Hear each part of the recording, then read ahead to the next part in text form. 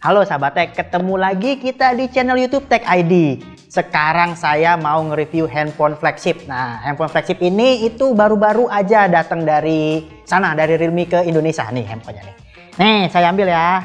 Tuh, ini namanya Realme GT 2 Pro sahabat Tech. Nah, ini karena masuk ke dalam kelas flagship, jadi nggak heran kalau prosesornya itu kelas atas juga, yaitu Snapdragon 8 Gen 1 sahabat Tech. Terus prosesor itu dilengkapi sama RAM-nya 12 GB. Wow, gede juga kan? Terus sama penyimpanan internalnya 256 GB sahabat Tech. Wah, lega pokoknya. Nah, terus gimana sih performanya? Makanya kalau ada yang penasaran, ikuti terus video ini sampai kelar. Come on! Pertama-tama saya mau ngomongin desainnya dulu nih sahabat Tech. Tidak ada layar tepi melengkung pada GT 2 Pro. Layarnya sendiri memiliki panel AMOLED berukuran 6,7 inci. Oke sahabat Tech, tadi kan saya udah ngomongin layarnya ya. Oke nih layarnya AMOLED. Terus tuh dia enaknya lagi refresh rate-nya 120 Hz. Nah, tinggi juga kan. Jadi dia bisa lancar sahabat Tech 120 Hz ya gak? Bodi Realme GT 2 Pro terasa kokoh dan bernuansa mewah sehingga terasa kesan premiumnya. Tetapi saya merasa bodi ini agak licin sahabat Tech. Untuk mengatasi bodi licin, maka kamu dapat memasangkan casingnya yang terdapat pada paket penjualannya. Nah, ada lagi nih yang menonjol sahabat Tech. Jadi dia sebagai handphone premium ya, flagship. Ini nggak ketinggalan juga speaker stereo. Jadi dia ada dua.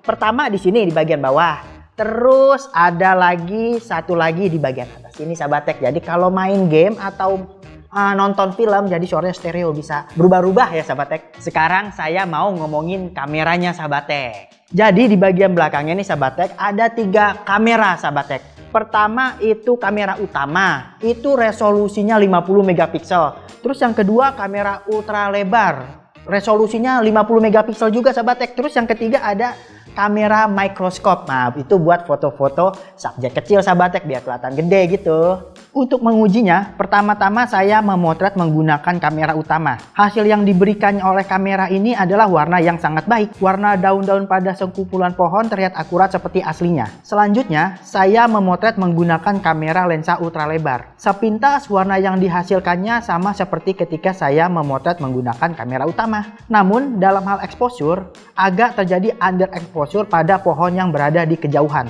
Meski demikian, ini tidak terlalu mengganggu kok sahabat Tech. Pada tingkat zoom 2 kali, hasil yang diberikannya mirip seperti zoom optik. Detail pada daun dan rumput terlihat jelas tanpa penurunan kualitas. Warna yang diberikannya juga terlihat masih cerah. Pada tingkat zoom 5 kali, belum ada penurunan kualitas warna. Semuanya terpampang seperti warna aslinya. Namun pada pohon di kejauhan, detailnya sudah mulai menurun sahabat Tech. Setelah saya menaikkan tingkat zoom menjadi 10 kali, sudah mulai terjadi pergeseran warna. Sebagian besar tekstur dedaunan sudah menurun secara signifikan.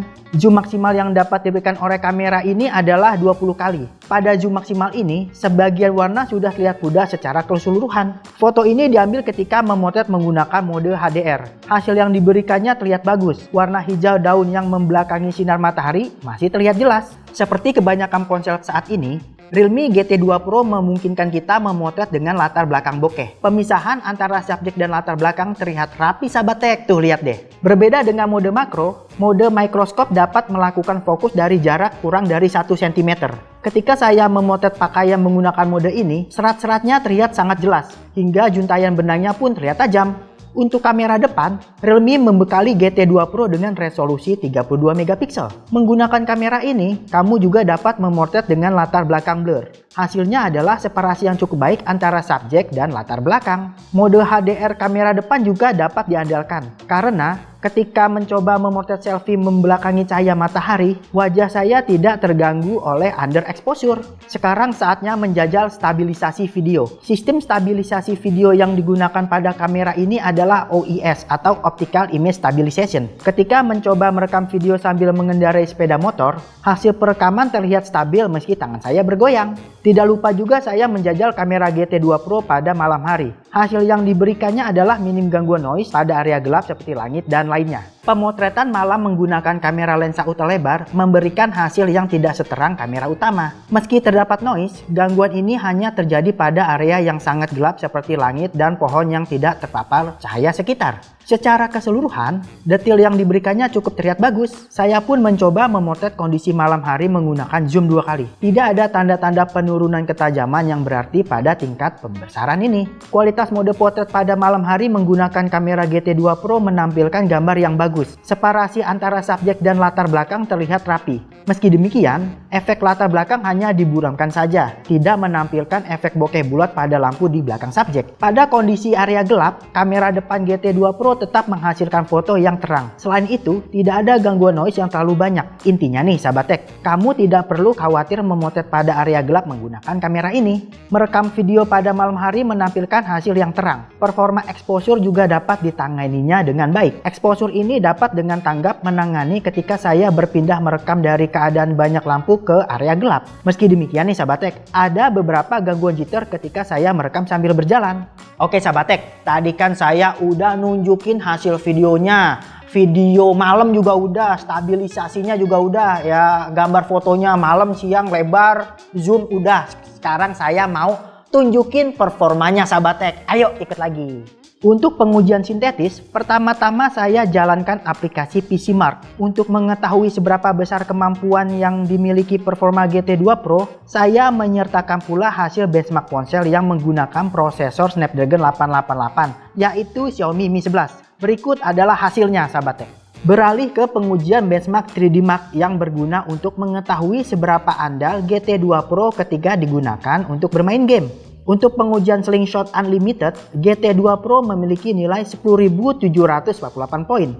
Di sisi lain, Xiaomi Mi 11 memiliki skor 9.121 poin pada pengujian yang sama. Untuk mengetahui performa prosesor yang digunakannya, saya menjalankan benchmark Geekbench. Hasilnya adalah GT2 Pro dengan prosesor Snapdragon 8 Gen 1 berhasil mengumpulkan skor sebanyak 1.256 poin untuk single core dan 3.389 poin untuk multicore. Untuk mengetahui seberapa cepat performa penyimpanan internalnya, saya menjalankan aplikasi benchmark PCMark Storage. Dengan nilai keseluruhan 37.899 poin, ponsel ini mampu mencatat 1.507 MB per second untuk sequential read dan 1.199 MB per second untuk sequential write. Selain menjalankan benchmark sintetis, saya juga memainkan game berat seperti PUBG Mobile. Selama permainan, GT2 Pro memberikan pengalaman yang lancar tanpa ada penurunan frame rate. Setelah beberapa menit bermain game tersebut, bagian belakang ponsel terasa hangat.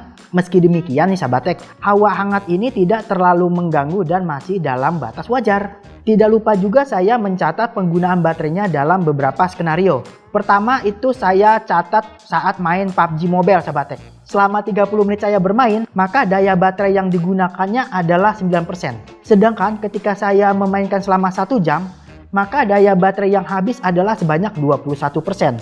Berdasarkan catatan waktu ini, maka dari keadaan 100%, GT2 Pro mampu memainkan PUBG Mobile hingga sekitar 4 jam 48 menit hingga baterainya habis. Saya juga mencatat penggunaan baterai ponsel tersebut ketika digunakan dalam menonton video streaming. Dalam 1 jam penggunaan, maka baterai yang terkuras adalah 6% dan menonton selama 2 jam akan menghabiskan baterai sebanyak 12%. Secara keseluruhan, baterai GT2 Pro mampu melakukan streaming video hingga sekitar 16 jam.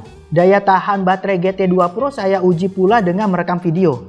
Ponsel ini menghabiskan energi baterai sebanyak 10% untuk merekam video selama 30 menit. Setelah melakukan perekaman selama 1 jam, maka daya baterai yang digunakan adalah 19%. Oleh karena itu nih sahabat tech, kamu dapat merekam video hingga 5 jam dari baterai penuh hingga habis. Tentu saja saya tidak ketinggalan menjalankan pengujian baterai secara sintetis menggunakan benchmark PCMark. Sebagai informasi, kapasitas baterai Realme GT2 Pro adalah 5000 mAh. Dengan besaran kapasitas baterai ini, maka ponsel tersebut mampu bertahan hingga 9 jam 32 menit dalam PCMark Battery. Teknologi yang digunakan dalam pengisian cepat ponsel ini adalah 65 watt Super Dart Charge. Chargernya pun hadir dalam paket penjualan. Saya pun mencatat seberapa cepat proses pengisian daya ponsel ini.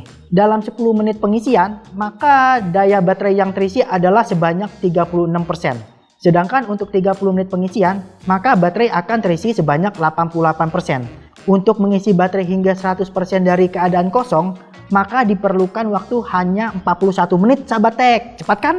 Itulah sahabat tek hasil dari ulasan Realme GT2 Pro yang saya lakukan sahabat tek. Intinya, kalau untuk keadaan sehari-hari dia juga asik dipakai sahabat tek. Ini buat main game tadi cukup irit, mau rekam video irit juga videonya. Nah terus dia juga mempunyai layar yang bagus, terus dia tuh layarnya terang kalau lagi siang tengah hari bolong sahabat tek. Jadi kalau sahabat tek lagi foto siang hari nih, itu nggak akan terganggu oleh pantulan cahaya sinar matahari. Jadi bagus sahabat tek, 120 Hz lagi. Terus juga dia baterainya cepat ngisinya sahabat tek. Dia dari 0 sampai 100% seperti yang tadi bilang itu 41 menit saja sahabat tek, nggak ada 1 jam sahabat tek. Nah sahabat tek, sekarang bagi yang penasaran nih, harganya adalah 9.999.000 sahabat tek. Jadi kalau sahabat tek mau beli ini ke counter HP, bawa duit 10 juta masih ada kembalian 1.000 buat parkir. Oke sahabat tek, sampai di sini dulu perjumpaan kita. Kalau sahabat tek ada saran, tolong ketik di kolom komentar. Terus bagi yang belum, tolong subscribe channel ini sahabat tek. Terus jangan lupa juga like video ini sahabat tek. Terus terakhir sahabat tek, itu share sebanyak-banyaknya biar saya terkenal kayak Dude Herlino. Oke, dadah.